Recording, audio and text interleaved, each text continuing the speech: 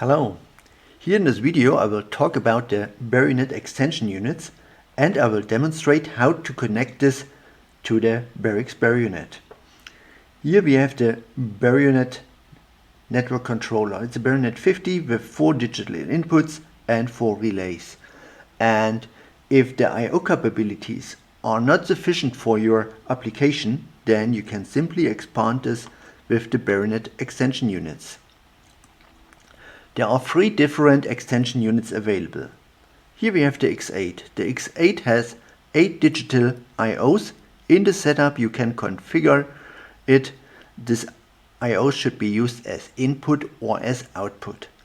Optionally it supports the Barix temperature sensors or 2 Vigant interfaces. The next is the Barionet R6 module. The R6 module has 6 strong relays. The next is the IO12. The IO12 offers 12 digital inputs and 12 digital outputs. But how to connect this to the Barix Barionet? Each of these extension units comes with the extension cable. This is a daisy chain cable which you can simply connect here on these connectors to connect it to the Barionet. The next unit you can easy daisy chain here to the next module. Up to 30 devices you can connect so in a row. When you power up the Barionet now, then you have to make sure that your power supply has enough power and enough voltage to supply all the chain here. Currently all the devices come with the same default Modbus address. The communication happens over Modbus RTU and all come with the same Modbus address. And for that reason it will not work because 2 devices have the same address. In such case it makes sense that we address one of the devices first before connecting all together. But how does it work? For that I share my screen now, then you can see how we can load the application and how to manage the software.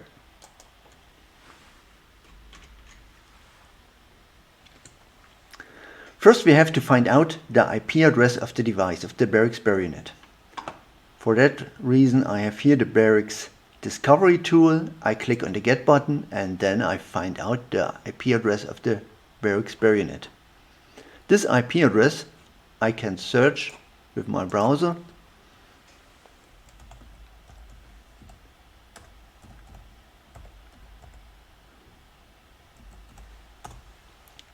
And then we can reach the setup of the device.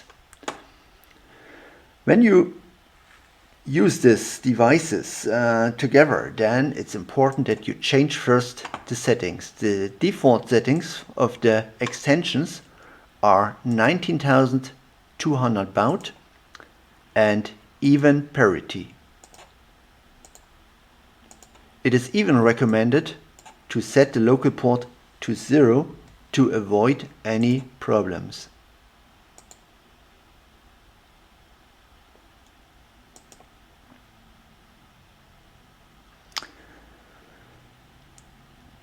Per default, the Barionet does not really support the Modbus communication over the RS485 interface. It is using applications for that. There is already an application loaded. You can find this here on the application setup. It's the I/O tunnel and that even supports one R6 module here. But when you will free communicate and you will access to the devices, then it's better to use a different application. For that you have to change the application and you have to select the right application. A good overview of the application you can find on the Barix homepage.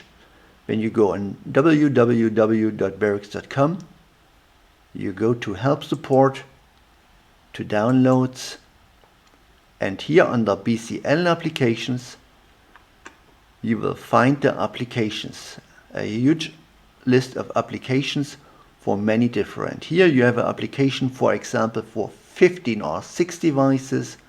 Here you have a separate application for 5 IO12 devices, and this Barionet extension addressing tool supports 7 devices. You can even mix them. This application we will download now.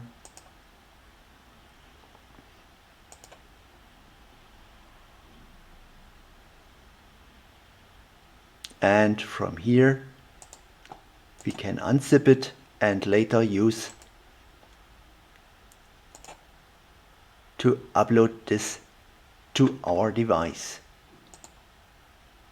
We go back to the device, we upload now the application,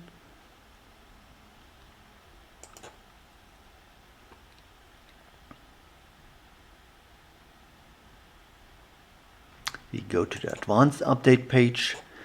Here in Web 4 we overwrite the existing application with the new application we have downloaded.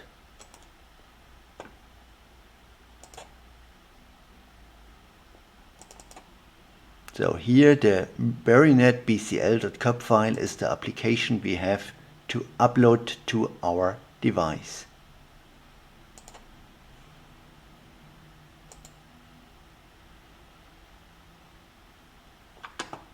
Now it's uploaded, we click here on the link and then we reboot the device.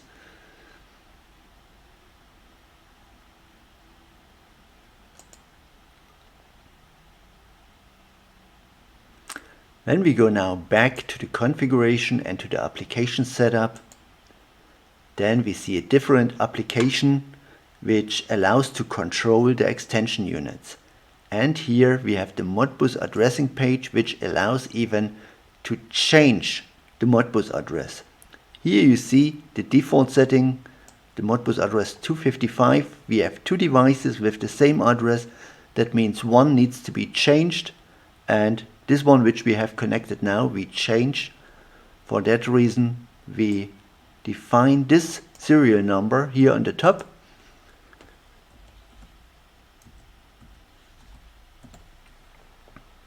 And we define here in register 274 the new address. It should be one of the addresses you find here. We define here the address 254. Now we set the new address to the device and reload the page.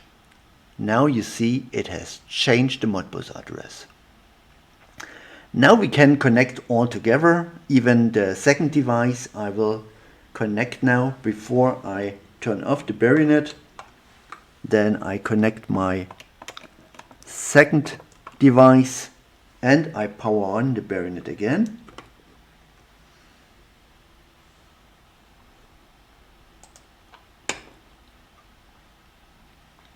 So the Barionet is rebooted now. Sorry. So here the Barionet is, no, sorry, here. The Barionet is rebooted now. We can go back to the application page, to the Modbus addressing page, and we see that both devices are now connected. B3 and B1, that's the device type here. Here we see which firmware is loaded, the serial number, and here we see the assigned registers.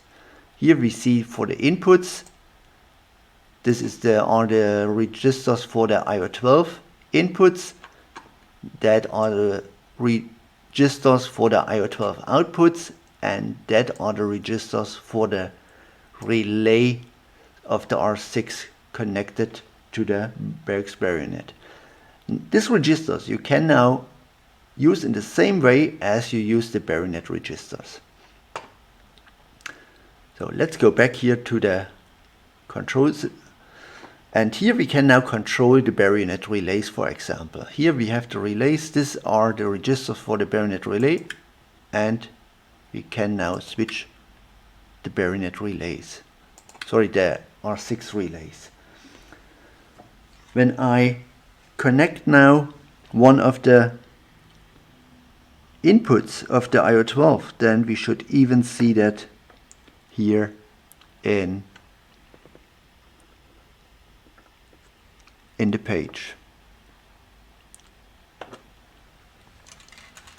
I hope you liked this video. If you have any questions, then please send a short email to support@barix.com.